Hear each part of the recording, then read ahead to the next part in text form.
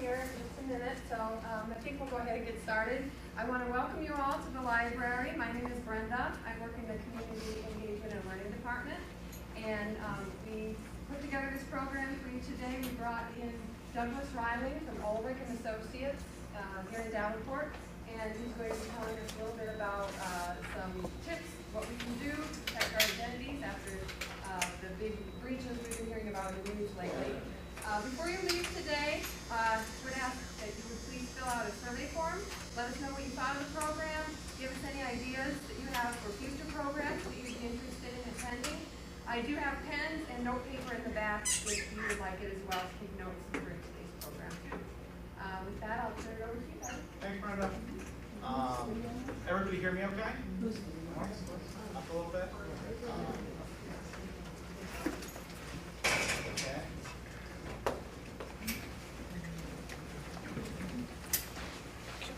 I don't know if I turned it on, but. How about now? Better? Amongst life? Oh, there we are. I hear myself. So everybody wants to listen to themselves talk. So a little bit about what we're doing today. So I'll talk about me for like 2 minutes, make it short and sweet. And then we'll talk about what Equifax is and what they've done and what they're going to do about it. And then we'll get into a little bit more nitty-gritty of the specific actions you can take to find out if you've been affected by the recent data breach and what you can do about it. If there's time at the end, we'll get into the really awful process that is dealing with it if you actually have had identity theft. And we'll kind of distinguish that from being part of this data breach to mean that somebody's actually taken some action on your account or done something suspicious. So that's kind of where we're going today. So I guess we'll come back to who I am. My name is Doug Riley. I am first and foremost a devout local. I grew up in Coal Valley, graduated from Mullen schools. I have lived and worked in Quad Cities pretty much my whole life. I am high education, an accountant, and a finance guy. So money is kind of what I learned in school. And then in addition to working in some small businesses as a young person, I went on to be an auditor and a tax preparer at my first job out of college, and then I've worked my way up now to where I run a small firm here in town, and our focus is helping small business people. You know, we meet you where you are. You may or may not know, but it's a really complicated world out there. If you're trying to have a small business, we'll meet you where you are, try to get you to where you want to be. And so as part of that, we do a lot of tax work. Tax returns coming out of our nose January through April. And unfortunately in today's world, if you do a lot of tax work, you're gonna run into identity theft. It's one of the most common places for identity theft to occur. And I'll give you 2 ways that is the case. So the first way is that when you come in to see me to do your tax return, you're gonna give me pretty much all the data that an identity thief could ever want, right? I've got your name and your address and your social security number. I've probably got all that stuff for your kids, your dates of birth. I've probably got your credit card information, your bank. I mean, we got it all, right? So we are constantly under attack by criminals who are basically trying to get into our servers and our systems and get a hold of your data. And so unfortunately, that means that in addition to being good at working with small businesses and being good at taxes, I've had to learn a lot about cybersecurity. And so that's the first way that we've learned about ID theft and cybersecurity. And the second way is that increasingly, criminal organizations that used to do things like, you know, run drugs and launder money and stuff, file fraudulent tax returns because it's a big moneymaker for them. So the way this scheme works is that they buy your data online once it's been stolen from somebody like Equifax, or they go into the local, you know, CPA's office or local doctor's office, because a lot of doctors still use social security numbers to identify their patients. You know how they always ask for that when you go in. They shouldn't do that, but they do. So they'll break into there, they'll steal case files or hard drives or whatever, and then they have the data they need to file a fraudulent tax return. So it gets to be like January 28th, and the IRS says, okay, we can file tax returns, and these guys just file fake tax return after fake tax return after fake tax return. And they've gotten really good at it. We can see on the transcripts we get from the IRS when somebody's identity is stolen what these tax returns look like. And they have got like down to the penny how much income you should claim and how many kids and how much withholding to get just that perfect $5,000, $6,000, $7,000 refund. And that's all well and good for them, I suppose, but what happens then is that our clients go to file a tax return in February or March, and we get like the dreaded rejection notice. It says you cannot file a tax return because somebody else has already filed a tax return in your name. Just out of curiosity, how many people had this happen to them? They went to file a tax return and somebody got one who's willing to own to it. I'm betting there's more who aren't willing to own to it. So we are really careful with our data, and we don't really know where this happens from, but the first year I was in practice, this didn't happen. And for the next 5 years or so, you'd see 1 or 2 a year, and for the next 5 years, you'd see 3 or 4 a year. Last year, we had over a dozen of them. It's getting really common. Now, that's not a lot. In the grand scheme, we do 1,700 tax returns a year. I mean, it's not a lot, but it's enough to worry us because we're not actually in the part of the country where that's a problem. But where this is a really big problem is in Florida and Arizona, and generally speaking, places where retirees go because criminals think of retirees as easy targets. So that's kind of how I got into identity theft. So what happens is this client comes into the office and I sit him down and with a very somber face I say, somebody may have stolen your identity, and they freak out. Because who here wouldn't freak out if you thought your identity was right? So they go, well, what do we do? And I say, well, as far as the IRS is concerned, this is really easy. We're going to fill out a form. We're going to attach some documentation to prove you are who you say you are. We're going to send this off to the IRS. The rest of it's a little harder. We need to have you consider putting a freeze on your account or fraud alert on your account. We need to talk about filing a police report. I mean, it gets into a lot of stuff. And so we accidentally have learned how to deal with all this because we have clients who are struggling to do so themselves. So that's kind of who I am and how I learned about this. And I wish it were a cooler story than that, but that's the way the world is now, is quite simply there is money in taking people's identities. And we can talk a little bit about how that happens. So a really good example that's not tax related would be something like this. So an ID thief either buys online, because there's databases available online of your information, right? Or they, through some other nefarious means, come up with your social security number and some other information. And then they apply for a credit card, because you can apply for a credit card without ever talking to a person, right? You can just get online and put this information, and credit card companies are so easy to give you money you're not going to pay back that they just send it right on out to you. So the credit card company does check against your credit reports. They know what your address is. So the thief probably uses your real address, and within like 5 minutes of applying for the card, they go and they change the address, right? So now they are getting the bills for this credit card they have, and they're out there just charging and charging and charging. My favorite, we had somebody get a hold of our American Express information one time a few years ago, and they bought a $4,000 stereo system in London, a big Bose something, and I called the credit card company. They were really good about it. They were fantastic. They said they got a hold of me and whatnot. It was fine, but I called them. I said, yeah, I'm an accountant in Iowa. I don't even know what a $4,000 stereo system looks like. And they kind of laughed, and they got it fixed and taken care of it. It was fine, but you don't know what these people are charging. I guarantee you, when the bill came for that to his address, he wasn't probably going to pay it, right? And so a couple things happen. One is your credit score starts to get dinged, right? So one of the things that goes in your credit score is the percentage of the credit you're using. So if you've got $50,000 of credit cards available and this guy just charged $5,000 for stereo or whatever it is, well, now all of a sudden I'm using 10% of my credit instead of 2 or whatever it is. And then the longer you don't make payments, the more derogatory marks you get and so on and so forth. So this can really have a negative impact on your credit. And we can talk a little bit about why credit scores matter, but it can have a big impact. And then you guys are going, well, what about that bill that never got paid? Usually, if somebody commits fraud and you can file a police report and prove that it was fraud and that you weren't just like trying to get away with not paying for your $5,000 stereo, you're going to be okay. But sometimes it will have gone on so long that trying to prove that's really difficult. I had a client in my office the other day, and it wasn't a big number, unfortunately. But it had been like 8 years ago that their spouse had opened up some credit card accounts in her name that they didn't know about, and how do you prove that? And I mean, at the end of the day, it just wasn't worth fighting about. But I can't imagine what she would have done if it was a big enough number to be worth fighting about. Because how do you go back? You filed a police report 7 years ago. The statute of limitations in Iowa is going to run usually 10 years or so. I mean, what are you going to do? So that's part of the harm. For those of you who don't know what a credit score is or what it does, credit scores exist so that people can make good decisions about loaning you money. So your banker pulls your credit report, your credit score, and they see if you paid back money in the past. Because if you paid back your loans in the past, you're probably going to pay them back in the future.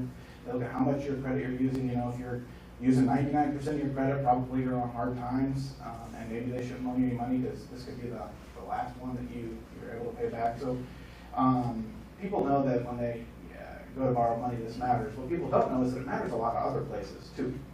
So your credit score matters when you get insurance. And maybe you guys have seen in your insurance packets when they come back to you, it says we look at your credit score to determine your risk factor. So when you go to buy insurance, it can up your premiums for your car insurance, your home insurance, that kind of thing.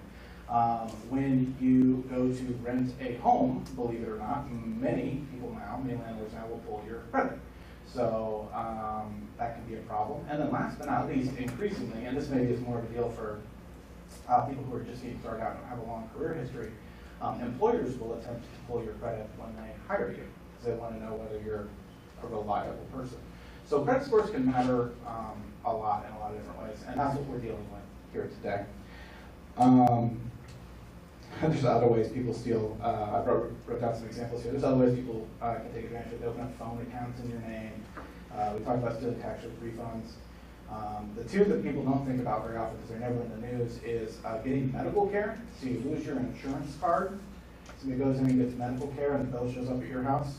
And that's the least of your worries because you can usually deal with that financially with the hospital. You've got reserves to write stuff like that off. But the bigger problem is now somebody else's health care records are on your health care records. In other words, you perfectly healthy person who's never had a problem in the world, and this guy goes in and gets treated for a heart attack or something. Well, now they think you got a history of heart attack. And trying to correct your records in the modern world of the health insurance protection, the HIPAA Act, whatever it is, can be problematic. And then the other one that people don't think about very often is the good old-fashioned con job, where somebody gets your ID and some other cards for you, and they're arrested. They're out at the bar having too much fun, and they get arrested or whatever. And oh yeah, I'm Doug Bryling, and there's not really a lot to do about that. So there's lots of ways this affects you, and I think everybody understands the seriously problem, or you probably wouldn't be down here today. So the next question most people are going to have for me is, what exactly happened? Who is Equifax? Why did they have my stuff, and why did they take better care of it, right? That's what everybody's ticked off about right now. So Equifax is one of the big three reporting bureaus, credit reporting bureaus. It's Equifax, TransUnion, and Experian. And what they do, what their business model is they get information from banks and utility companies and your cell phone company and just pretty much anywhere they can get it. They get this information and they compile it into a nice report that indicates whether you're paying your bills and your loans and whatnot. And then they've got these cool algorithms they write, how technology is. They can figure out what your credit score is based on some formula. And if you guys want to talk about how to get a good credit score, we can talk about that some other time. But the point is they turn around and they sell this data usually right back to people who provide it to them. So the bank provides them with, hey, here's what this person's loan balances are, and then they turn around and they sell it back to the bank who needs a credit score to figure out whether to loan you more money. And so that's their model. And because of that, the data they have is very well, there's a lot of it. So they know what your bank accounts look like, they know what your loan accounts look like, you name it. They know what your payment history is going back to heavens knows when.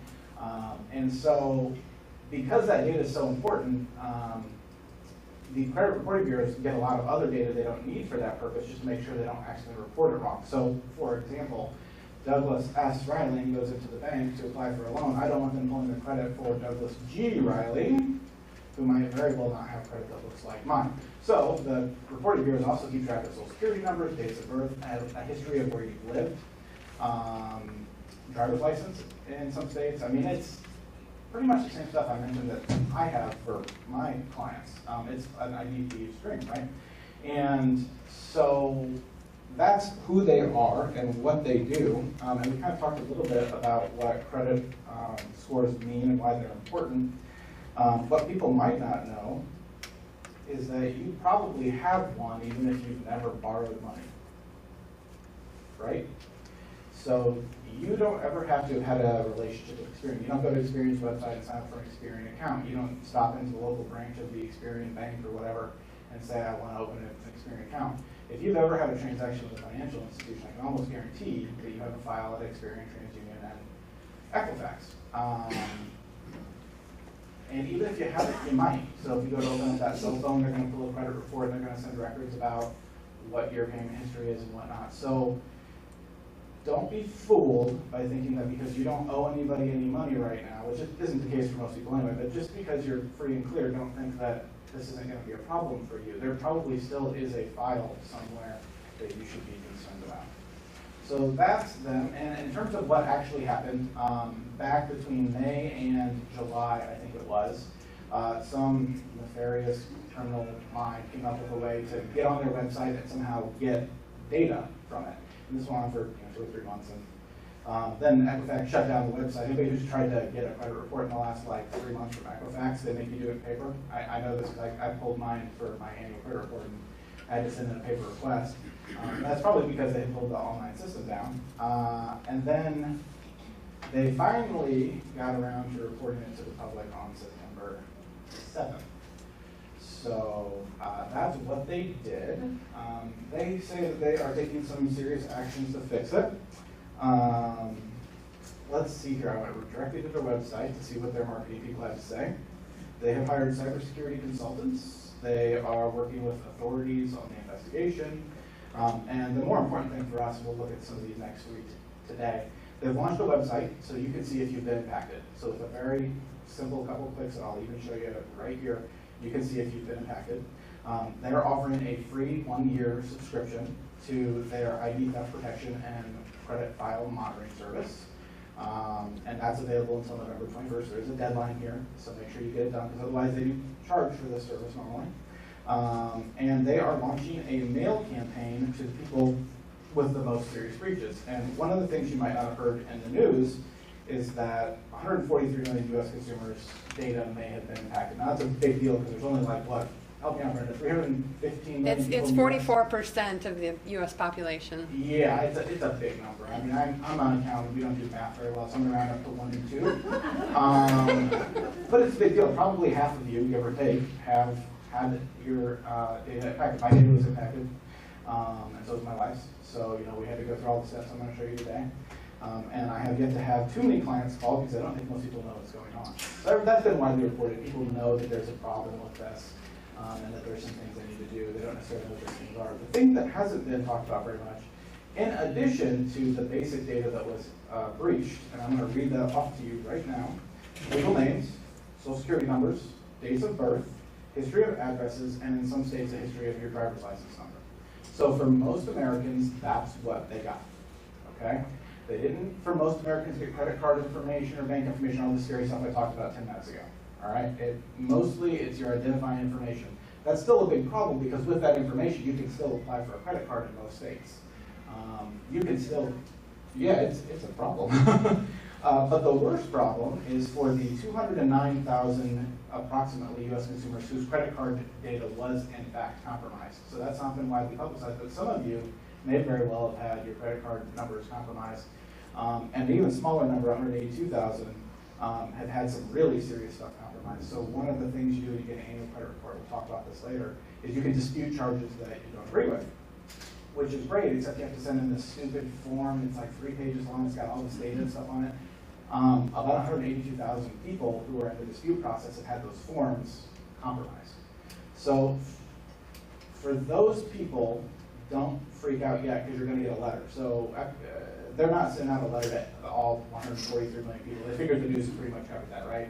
But they are going to send out a letter to you if you are one of the 200,000 who've had, or the 182,000 who've had one of those 2 extra breaches. So you will receive a letter from the credit report to you if that's a problem. It'll have instructions on what to do. So I'm going to focus on the, you didn't get a letter yet, here's what you do for the rest of it, part of it. And to list it off again, we're going to look first at how to see if you're affected. We're going to look at their ID theft protection service. We're going to look at how to get a free copy of your credit reports. And then we're going to look at placing a fraud alert and or a credit freeze on your account. We'll talk about some other common sense sort of things to do as well. So without further ado, let's take a look at how to check it out. I will give Brenda, so the library can figure out where to put, and I will also put on my website these websites, if that makes any sense. So you can find this without having to write down that address right now. we'll get into it if you need it. So this website is Equifax's special website they set up for figuring out whether or not you have been hit by one of the bad guys. So we're going to come down here once you get to this website, and we're going to click Check Potential Impact. And it's going to pop up, and you need only a couple of pieces of information. You need my last name, and the last, let me see if this puts anything here. Oh, okay, we can totally do this. The last 6 digits of your social security number. You're then going to have to prove, like you do everywhere now, that you're not a robot. Seems to me like if I was a robot, I wouldn't probably tell anybody, but what do you know? Oh, palm tree. Help me out, guys. That's a palm tree. There we go. Those look like palm trees, right? Let's see what we got. All right, so we decided I'm not a robot. We hit continue, and you get this very, very simple screen that says, based on the information we've provided, we believe you may be impacted by this incident. Like I said, about half of you are going to get this when you come out to this website. The next step then is to look at getting identity theft protection. Again, this is normally something that people pay for, but because they screwed up so badly, Equifax is going to give it to you for free for a year, as long as you sign up before November 21st. So, let's talk about it, actually. That's a great question. So if I click that enroll button there, the big orange one, it's going to bring me to this page. Now, you're going to need some personal information in order to sign up for this. And they swear, stack of Bibles, that this web page is secure and you can put your information in and it's just fine. All right, don't shoot the messenger, but that's what they say. So first name, last name, date of birth, social security number, pretty much all. Yeah. Did you use it? I did. Okay. Yeah, I am of the mind, having worked with computers for a few years now, that once you know there's a breach and you spent 2 months looking at it, you spent, I assume, a couple $1 million paying people to fix it, it's probably fixed. For the time being. For the time being. Yeah, I mean, eventually, cybersecurity is like an ongoing, it's a war. You know what I'm saying? So the good guys, okay, we're going to do this, this, and this authentication. You guys probably saw when I came in here, they have 2-factor authentication on all my accounts. Well, sooner or later, that's the state of the art today. Sooner or later, I'm going to be the old guy who's still using 2-factor, not 5-factor or whatever. So it's an ongoing thing. But the other thing to remember is this is not actually hosted on Equifax's main site, and it's not actually hooked up to their credit reporting stuff. This is a separate site from Equifax's main site. You actually have to click a link to get back to their main site. So I did use it, yeah. And you do this with other computers? You know, there is supposed to be a process for this, but I honestly haven't seen the link for it. I went through this whole thing. It's a 166 number, but you have to be prepared to wait a long time. I'm sure batteries are. And so apparently there's a phone number. The only thing I'll say about the phone numbers is, we'll talk about this when we get there later, they don't even put you on hold in some cases because, again, like about half of Americans are calling. When I called, because I couldn't get through on the website, when I called, they basically said, thanks for calling, we're real busy, call again later. And I know I've seen stories on the news, I know Brenda's gotten word from other people that have to do with that, and frankly, I don't know the workaround for it, other than to follow instructions and call back later. Yeah. What happens after your 1 year? You have to cancel it, or do they just start charging? If I were to guess, a big corporation like this who's out to make a buck is probably going to offer you to extend the coverage at a nominal fee of $19.99 or something, but they have not said it. So what's included in the coverage that's free for the first year? Bingo, that's a great question. So actually right up here at the top, they kind of list that off. And so this is actually pretty good stuff. This is about as good as it gets in the industry right now. So the first thing over here is credit bureau file monitoring. And what that basically means is that you're going to get a message anytime somebody gets in and changes something on your credit report, like an address, like we talked about before with that guy who opens up a credit card in your name and then changes an address. So you're going to get alerts for that. So they're going to keep track of that. And that's on all 3 bureaus, not just Equifax. The next thing is you're going to get a free credit report. Now this is in addition to, we're going to talk in like 3 minutes about this, how you get a free credit report every year. This is in addition to that. You get this plus you get another free credit report when your day is up. The credit report lock. This is an exceptionally, and I have not used this yet, so I can't vouch for how well it works, but apparently this is the equivalent of a credit freeze. but it's only on Equifax, which is fairly typical. And apparently they give you an online tool to turn it on and off. So one of the things we'll talk about when we talk about freezes is how it can be a real pain in the neck if you actually need to borrow money because you're frozen. So you actually have to pay fees typically to get that fixed. And we'll talk about what those fees are in a minute. So this is a nice tool, and they're offering this for free. $1 million of identity theft insurance, it can be very expensive if this actually happens to you. To sort it out, you might end up being liable for some of the charges on your credit card, depending on what you can produce in terms of evidence documentation. You're probably going to hire somebody to go through your reports and make sure that everything looks okay. You're going to have to pay them. So this is $1 million. It's probably, for most average Joes, going to work just fine. And then social security number scanning, this one I think is super cool. I'm not sure how they do this, but they figure out what websites are suspicious, and they go and they scan and they figure out where your social security number is hanging out. I mentioned before that a lot of times your social security number, once you're hacked or whatever, these people actually put it for sale online. Like the guy who stole your information might not actually be the guy who wants to open up a bunch of credit cards. So he, in turn, it's a free market, so I guess people come up with all kinds of cool ways to make a living. He, in turn, sells your data to the guy who's actually going to steal your identity. And one of the ways they do that is with these black market websites. And so this is going to scan for that, look for that, and then report it to the authorities who are supposed to then turn around and shut down those websites. So this is kind of cool. I've never heard of anybody being able to do this before, so that's pretty neat. So that's what you get for free. Yes, ma'am? When I did this, it came up with that your data has probably not been compromised or whatever. They don't say for sure, but probably not. Yeah. Can I still do this, or can I do it if they say you were? Yes. So Equifax has come out and said that they will make this service free to all Americans for a year as long as you sign up by that November 21st deadline. I don't actually know how to get to this site without it telling you, because when I told you, did it give you a chance to enroll then at that point? I think it still had that. Okay. So if you go out and find out you're not affected, I mean, honestly, how many times am I for you getting something that's free? I mean, you sign up for it, if in a year you don't need it, what are you out? And do you think they have the structure in place to take on 100 million more customers to actually make good on this wonderful product? I wouldn't want to disparage a company who has done so much for the American people. But I have to think that if they don't, this is one of 3 big companies who has access to this data. I have to think if they don't, the Federal Communications Commission and the Federal Trade Commission are both already breathing down their neck. I kind of, see, this is me being naive right here. Listen to this, this is the worst. I kind of think they're going to do whatever it takes to make it right. And hopefully in time to help each and every people. Well, and so that's another thing, maybe we're getting a little off in the weeds here, but one of the things that they had originally done when you signed up for this free service here is there was a waiver on the fine print that said, oh, they're gone, but there was a waiver in the fine print that said that you are waiving your right to sue later by accepting this help. Now that's been removed after, But it also said it could change. but that's exactly right. So, and whatever you signed when you signed up for this is kind of what's going to be enforced. Just Equifax saying we're going to be nice guys isn't necessarily going to hold up and enforce the law.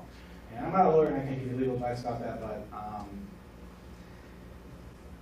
you know, a lot of the questions I'm going to get asked today are going to have to do with, do I think that Equifax is doing everything they can, or do I think that they're actually going to be able to deliver on these promises? And the answer is I don't know. I work in Davenport, Iowa for a small accounting firm.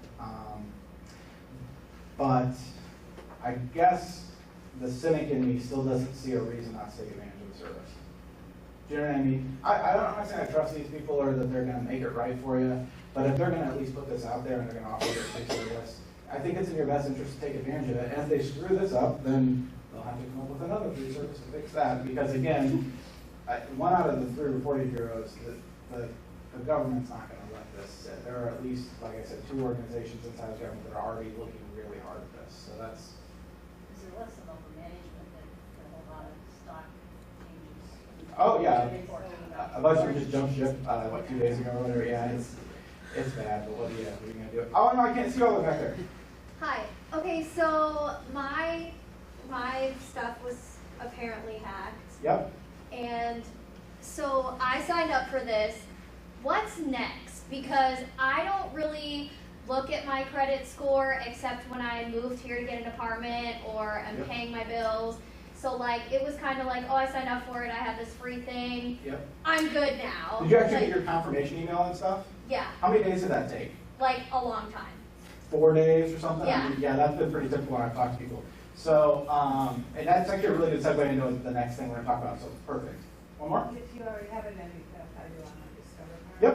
Would this problem have shown up on that? I mean, No. so I Again, need to take the free. you need to do this. This is, yeah. So if the waiver is gone now, even if you sign up for this, Mhm. you can still take part in the class action lawsuit if they're gonna. Correct. Yes. It's based on the news that I'm reading, they have removed that from there, and there will be nothing prohibiting people from suing them as a class. It depends on your state law, of course, and all that, but there should be nothing prohibiting that inside of this now.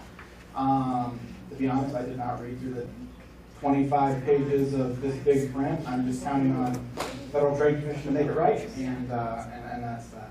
So, I know you touched on this, but given that my social security number just gives me the willies. I'm gonna throw this out there, and this might be a little unsettling to you, but they've already got your social security number.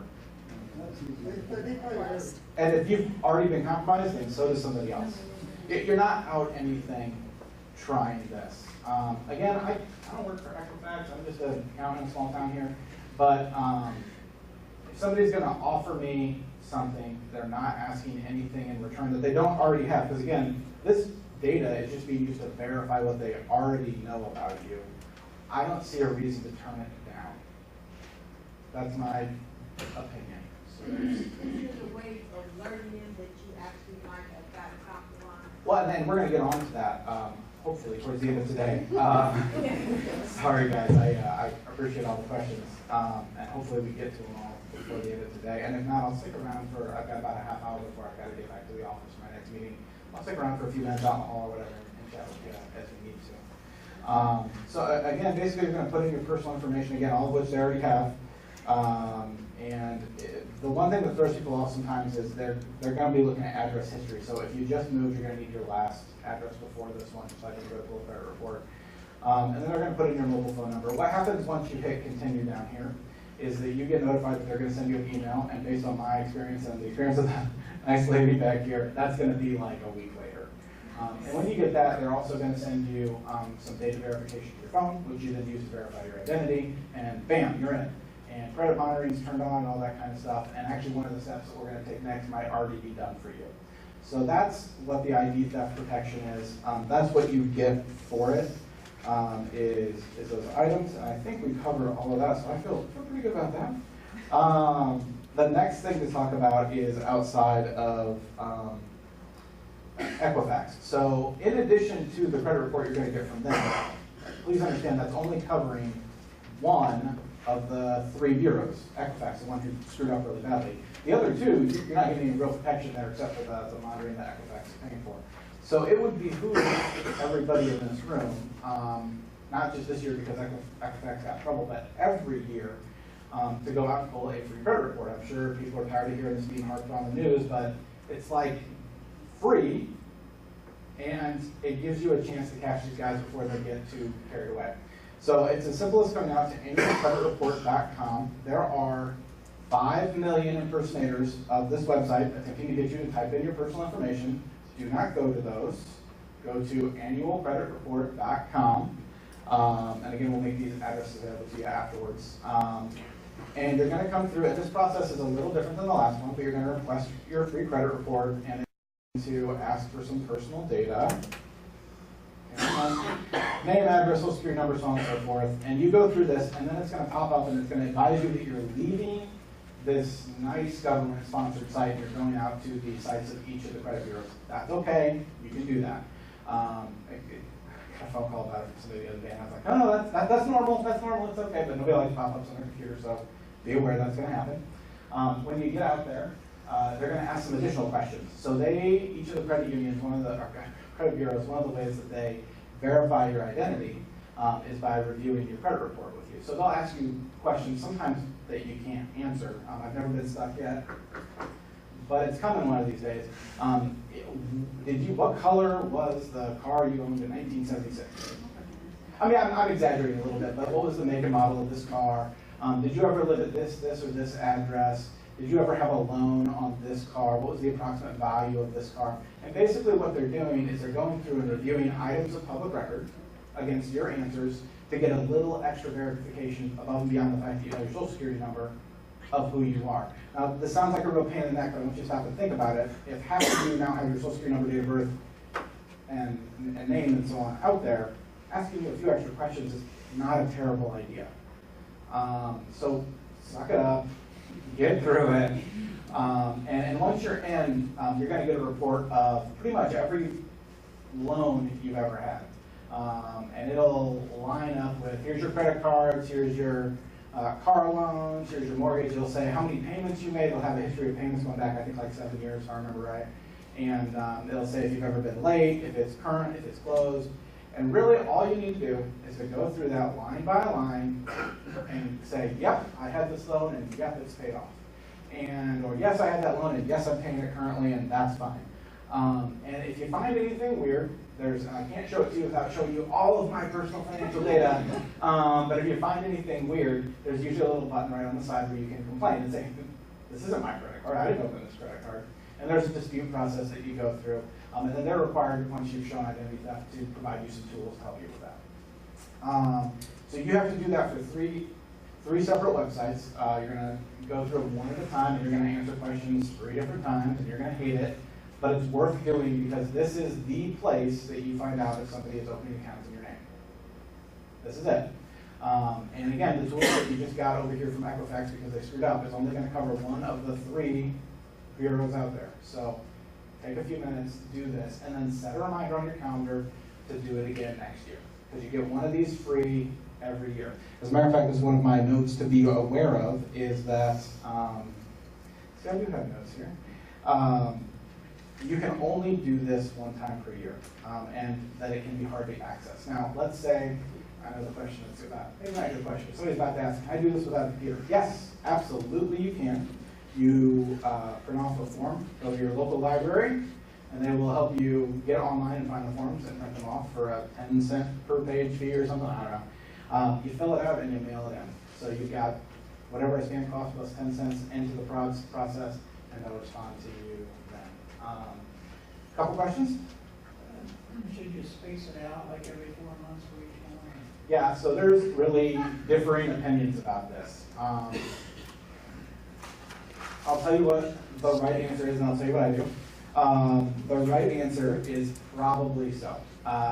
The reports do have different data, so just because you checked one this quarter and you're going to check another one next quarter doesn't mean you're going to see everything. So spacing out is not foolproof. In other words, just because Equifax looks really clear doesn't mean Experian and TransUnion look clear. You might not know that for another 4 months. A lot of people say that you should space them out. I don't. I get through tax season, and I'm sitting around my office, wondering what to do with myself, and I log in and I get them all at once, and I go through them all at once, and then it's over, and I think I'm a lot more likely to do that than I am if my phone goes ding ding every 4 months and tells me to do it. I don't know if there's an actual advantage to doing that. Other than you've always reserved the right to check a couple of them if something suspicious pops up on one of your account statements. So there's different opinions. So we can bring annual report for each of the 3? That's correct, yep. And his question was, should you space them out, get one report this month and another report 4 months, yeah. Or just get in and do it all at once. I'm not to do it all at once kind of person. So what about the people who got sucked into using Credit Karma, aka me? Am I more at risk because I got sucked into that type of deal? Because I've never checked my credit on an actual credit reporting site.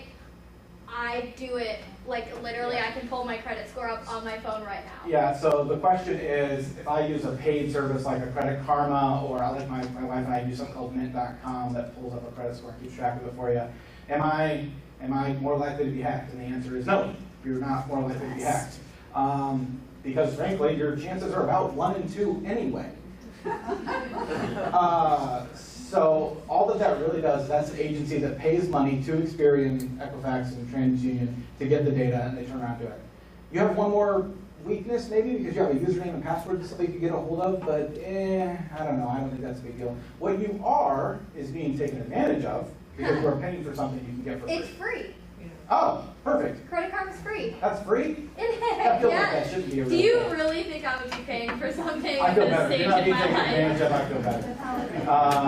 All right, so that's annual credit reports. Yes, sir? Just because you get a credit report from one of the three companies doesn't mean you're gonna get a credit score from them. No. You're paid with the score, don't you? Correct. So credit reports are mandated by federal law that you get them once per year for free. However, the credit score is actually a patented, protected product. So they get to charge you for your credit score. So just because you get the credit report, there's nothing on it, that doesn't mean you're necessarily getting a credit score. So if you are interested in knowing what your credit score is and you're interested in improving it, there are free ways to get that. Apparently Credit Karma works okay. It does. There's a number of them that'll help you with that, and some of them will even provide you advice on how to improve your credit scores. It's a little outside of what we're talking about today, but the short answer is they have the right to charge you for that. Or they're charging whoever gives it to you for free, they're charging them, and they're using the ad dollars they make showing you ads while you look at your credit score to turn around and pay that. So it's not free, it's being paid for. Did I hear you say that when you get this report, you can edit it and correct the ones that are fraudulent? You have the right to dispute anything on there that is not correct. How do you do that? Well, there's two ways to do it. One is, and each of the websites is a little different, but there's usually a button to click right next to it that says, this isn't right, and it pulls up an online form and you give them the information, and that's that. The other way is for people who are a little more old school, and actually I did it this way because I wanted to submit documentation. You print off a form, you explain what's wrong with the report, and you send them in the documentation. So there's one more way to do that. Yes, ma'am? Talk about LifeLock. People talk about LifeLock all the time. So, And now I'm sure everybody wants to sell you that. that's up to you. I'm gonna stay out of the trader business of recommending products to protect your credit. So let me suffice to say this. There are a number of products out there on the market that you can pay a monthly fee of 15 or 20 or 100 or whatever your number is, dollars, to keep track of all this stuff. Basically do what you're getting for free here. You're gonna do that. And then they're also gonna provide you some additional coverages and assistance and getting it back together. I'm sure some of these products are really great. I'll be honest with you, I don't pay for one because again, I can keep track of whether there are fraudulent charges on my account by looking at my statements on a monthly basis. I can keep track of whether there's been new accounts opened up on an annual basis by looking at my credit report. And if I see a problem, I can go to the local authorities in the FTC and get some assistance with that. So I have not found there to be value in that product for my personal situation. Your mileage may vary. Yeah? If we obtain these credit reports now, and then wanted to just do it like on an annual basis, is it once per calendar year or 12 months? Every 12 months you get back So in. if we get it now, we have to wait until Yeah, that's exactly right. October of next year. Yeah. Okay. And that's why I do it after tax season. I never forget after tax season to find something to do, so I'm good there. We have to go through the process and are successful at each of the three credit bureaus, or whatever they are, of freezing your credit. Then you can still use your free credit report, but it should show nothing. That is not entirely correct. Let's talk about freezing accounts actually. So that's the next thing you should do. And I am afraid that we're gonna run out of time if I do not get back on track here. So that's getting a copy of your free credit report. The next thing that you can do is place a fraud alert on your credit report. And that is done at Equifax. As a matter of fact, when you sign up for this, my experience has been, you sign up for the free protection offer, they will already have done this for you. So that you come out here, you need pretty similar information. There's a 90-day fraud alert right here that I'm checking. You put in your first name, last name, the same basic information we keep talking about. You agree to the terms and you hit submit, and it'll say, okay. And what this does is for 90 days after the date that you place the lock on, it prevents, hang on, because there's a difference between a fraud alert and a lock. It informs lenders when they pull your credit, they're supposed to take additional steps to figure out who you are and make sure that this account is not being opened fraudulently. Be aware of a couple things here. First thing is that this service is supposed to be free. They're not supposed to charge you for this. So if somebody's charging you to place a fraud alert on your account, that's incorrect. this may have already done by Equifax for people who are affected by the breach. So everybody I've talked to so far says when they get to this step, this is already done. And the last but not the least thing to remember is that if you're getting ready to buy a house and you place a fraud alert on your account, they're going to expect, your lender's going to expect a lot of additional information from you to prove who you are. So bear in mind, this isn't just making things hard for identity, this also has potential to make things hard for you. It's not as bad as a freeze, which we're going to talk about next, but it can make things kind of a pain in the neck for you. Let's talk about credit freezes. Now, a credit freeze is different than a fraud alert. Oh, and while we're on this page, you see how this says 90-day fraud alert? That is pretty much just the way that it is. So if you want to get back in 90 days and do this again, that's fine. If you have an actual identity theft, by which I don't mean that your data may have been involved in this hack. That doesn't mean your identity's been stolen. That just means that there's information out there somebody could use to commit a fraudulent act, open account, that kind of thing. So until such time as there's an actual staff or until somebody actually does something with the data, how about that? This is all you're going to get is 90 days. There is the ability to request, and I'll show you this really quickly here, an extended fraud alert. So this requires some additional data. You have to submit it in paper. If you're going through these credit reports like I told you to do, where you get contacted by Equifax after you sign up for their free stuff, and you find that somebody's actually done something with this data, and some consumers in the US have already found that their data has been used to do things, this is going pretty quick, you can submit this form as part of your response to that. So after you file the police report, and hopefully we get a chance to talk about that, after you file the police report and with the Secretary of State, the Federal Trade Commission, and so on and so forth, you can submit your police report with proof of identity, which is your Social Security card, pay stub, the Social Security number, W-2 form. They want to know that you have access to your Social Security number. And then proof of address, which is going to be driver's license, the lease agreement or house deed, or a pay stub with address. So if you submit those 3 documents along with this form, which is pretty much the same information they were asking for before, first name, last name, so on and so forth, they will place a fraud alert on your account for 7 years. Okay? So we might not get to talk about a lot of the things you should do if you find out you've actually had identity theft today, but if nothing else, do this.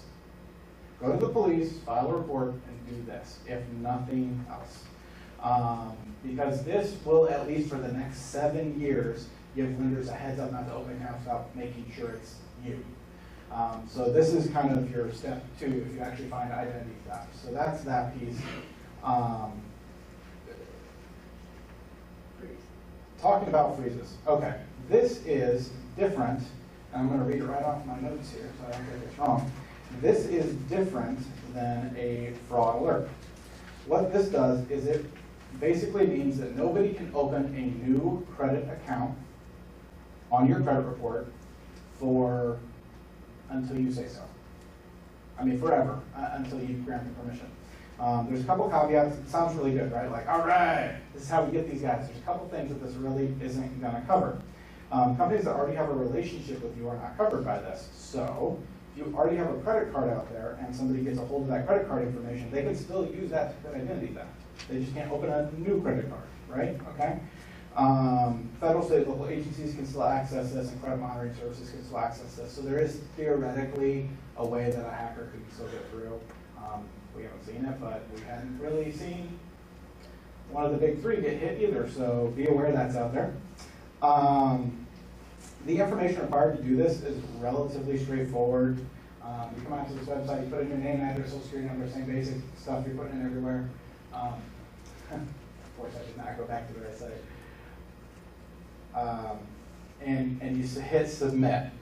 Now, a couple things to keep in mind here. This is not typically a free service. There are typically charges mandated by your state secretary that determine what these are. So in Iowa and Illinois, the max charge is like $10. So I think in Illinois, if you're over 65, they cut you a break and don't charge you. But you're going to get charged something for this typically.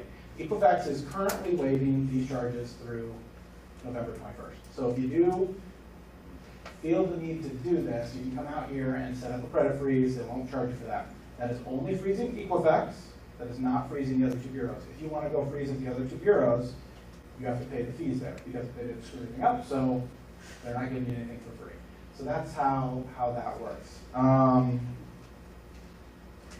The other thing to keep in mind is that this can cause some very, very serious headaches when you're trying to borrow money.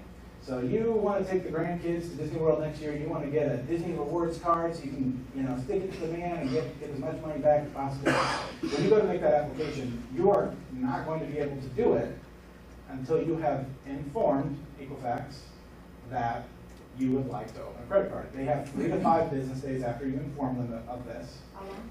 3 to 5 business days. The policy will differ depending on who you're talking to, but 3 to 5 is the consensus to do this. So if you want to go open up a new credit card account, buy a new car, you can't just mosey up to the dealer and do your trade-in work. You got to think ahead by, let's say, a week to be safe, because I don't want you to have to yell at me later because those are your own days. And you have to get a hold of them and tell them that you want the freeze lifted for this purpose. They have the right, every time you do this, to charge $10. So it can be a real headache. Now, if you're in that part of your life where you don't borrow money anymore and you're happy with your car for the next 20 years and you're never going to rent another house or buy another house or get another car, great, go to town. Just be aware if that's not where you are in your life, this could be kind of a hassle. But that's what it does. It is probably the surest way that we have to really lock somebody out outside of the drastic measures that you would take when you actually find identity theft. As a matter of fact, I'm not sure that this makes sense for everybody, because if you're monitoring things, you have three-part monitoring and so on and so forth, you probably are going to catch it quick enough to do something about it without the headaches. More to the point, even if you want to do this, you probably can't, because when you come in here and you put in this data, every time that I have tried it so far, and I tried it just to make sure that it worked, it has not worked. You get a 505 error. It says basically their servers are so busy with people trying to do this that they have not been able to keep up. So it gives you a phone number to call, right? So you call the phone number, and I think I mentioned this before, and you get this really polite message that tells you where to go. So you get nowhere. And I'm not even talking like you have to wait on hold for an hour. I'm talking nobody is available, call back later. Yeah, it's not real polite. And I wish I had an answer for you how to fix that, but I don't. The good news is, if you want to lock down everything except for what was hacked, you can go to TransUnion and Equifax and lock them down real easy. Or Experian rather, lock them down real easy because their servers are not currently overwhelmed. Now, what about that other small one? Innovis, I think it's called, that Okay. we talked about. There are other credit reporting bureaus. They are tiny. They are not what we call mandatory reporters. And I kind of ignore them for all intents and purposes. Unless you have a small business, in which case there are 2 other bureaus that are pretty large and matter for your business credit, but that might be something if you have that where we should chat afterwards. What if you just change all your data, like the username, password, all that, with everything? It's not that kind of hack. Like the damage is already done. Do you know what I mean? They already have the information. You can't prevent this. And I was talking to somebody on the phone earlier today, because I get nervous talking in front of people. And we were kind of shooting the breeze about what we were going to talk about here. The thing is, how would you have stopped this? And the short answer, unfortunately, is that you wouldn't. Most people have done everything they're supposed to do, and they are still victims of this. Now, a lot of people have not done everything they were supposed to do, and they're still victims, but it kind of sucks that it hits the prepared and the ill-prepared equally. So there's not a lot to do about it. I'm going to move on real quickly here to talk about a couple of other things that you can do. And some of this is just common sense stuff, like my grandma would say, well, of course you should be doing that. When you get your credit card statements every month, look at them. All right? Go through, make sure you actually made all of those charges.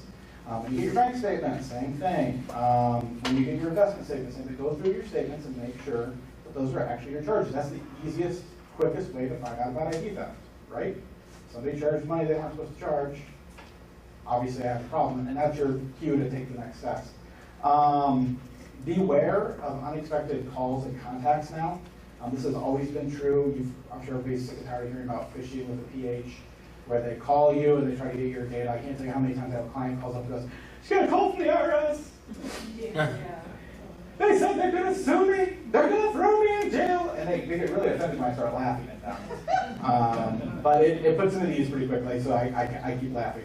And I say that's not the IRS. The IRS will not contact you out of the blue on the phone. The IRS is not threatened to sue people. They've got lots of other cool tools they can do without taking you to court.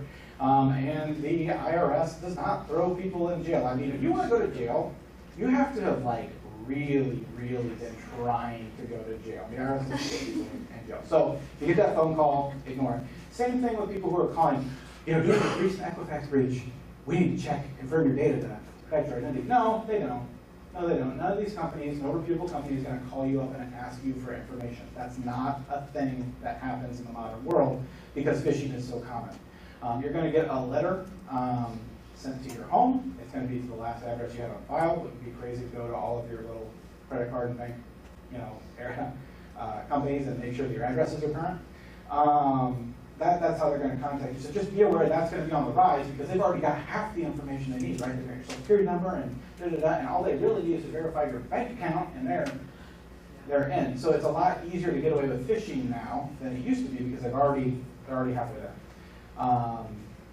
So be aware of that. And last but not least, this is really personal for me because I did not like having to talk to a dozen people about this last year. File your tax returns early. Okay? I mean, we are a country of procrastinators. We're really good at it. Nobody wants to get their money any earlier than they need to. For the love of God, file your taxes as early as you can. The data that they have here is perfect for that type of identity theft. Okay? So you go to file your taxes and you get rejected, and now you have to deal with this whole thing with the IRS, and you're not sure whether something else has been hacked or not. Save yourself a headache. File early. And if you want to file and you don't want to pay, you can set that up and have them take it out automatically on the 15th of April and forget about it. So don't put it off. Now, the people that you have accounts with, that they're supposed to send out these forms, like your dividend, what is it, the 1099? 1099 DIV or INT for interest Now, payments. correct me if I'm wrong, it used to be they used to get that to you by the end of January, Yeah. and they extended that, didn't they, to the middle of February? Yeah, so any retiree with investments knows exactly what she's talking about. It used to be those forms actually came out between the 1st and the 15th of January. They were due the end of January, February.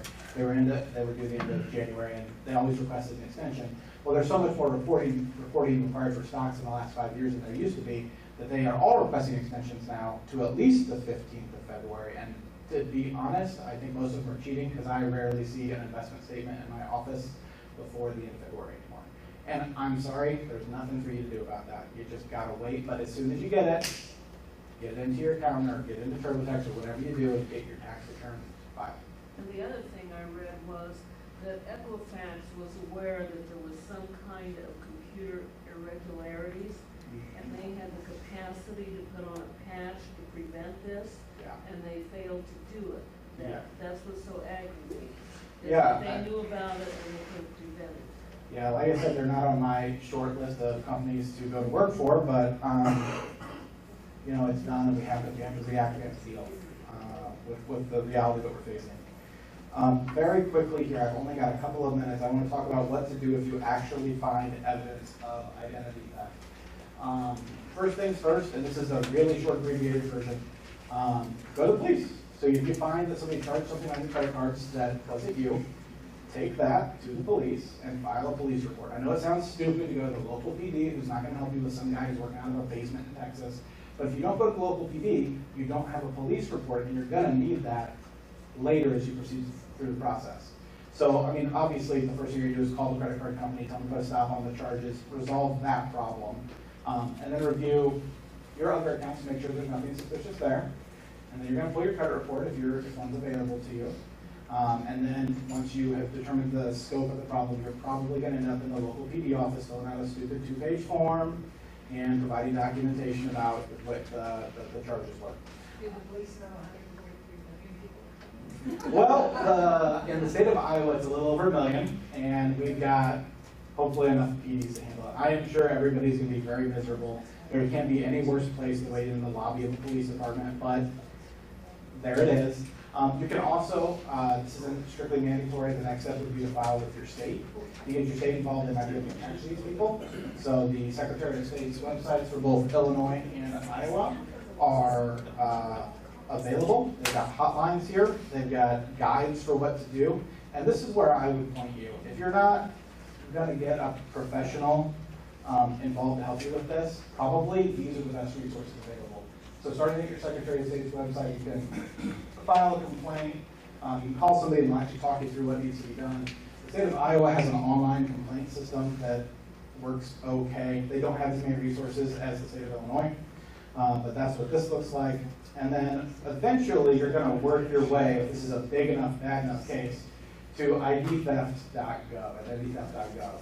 And what this is the most comprehensive tool available without paying somebody for dealing with identity theft. You're going to click this Get Started button. You're going to explain exactly, I'll show you a step or two. It's a good tool. You're going to explain exactly what happened. I had an identity theft, somebody filed a tax return, somebody has my information. And in each one of these that you click, it's going to drill down, it's going to figure out exactly what your problem is. And then it's going to create a report that outlines that problem, which you can then use anytime you contact your credit card companies, anytime you contact the local Secretary of State, anytime you're trying to get relief, this document will have what you need in it. It'll also provide you with an action plan that tells you who those people are going to be. So it'll say, hey, you need to go to your local PD if you haven't already done so, you need to do this, this, this, and this, and it'll walk you through it. And so that's where I would point you if you have ID theft. And I wish we had more time to spend on it, but I like answering questions, so I'm very sorry. Thank you, Doug. I would be glad to come back anytime. Let's give him a round of applause. I just put together a little handout. It's in the back. It does have the two websites that he talked about, Identitytheft.gov and annualcreditreport.com on it. A few tips. So feel free to grab the notes on the way out. And then the feedback form looks like this. That's also on the back with some pens. So please give us your feedback. We really appreciate it. Thank you.